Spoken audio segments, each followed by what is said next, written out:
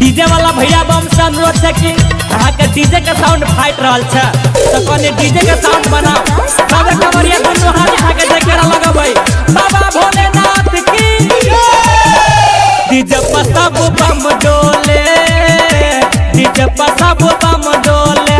सब गाजा के छै माजा मुड बनल ताजा ताजा चिलम बोले। सब गाजा के छै माजा मुड बनल ताजा ताजा चिलम बोले। मस्ती में नाचे होले होले डीजे पर सब बम डोले, डीजे पर सब बम डोले, डीजे पर सब बम डोले।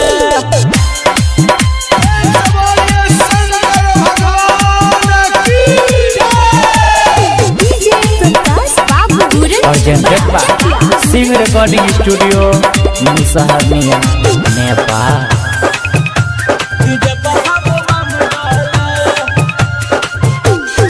कांधे कावर देवा घर लेके जेबै गंगा जी के पानिया में डुबकी लगेबै।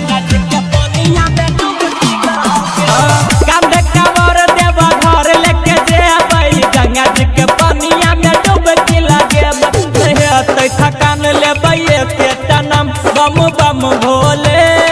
मस्ती में नाचे होले होले डीजे पर सब बम डोले, डीजे पर सब बम डोले, डीजे पर सब बम डोले।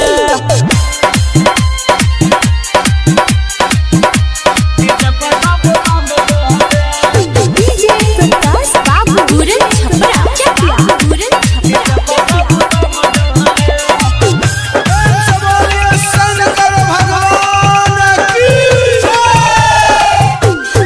सबे नेपाली बिहारी कांवरिया नाचे छे माथ पवन के पगरिया।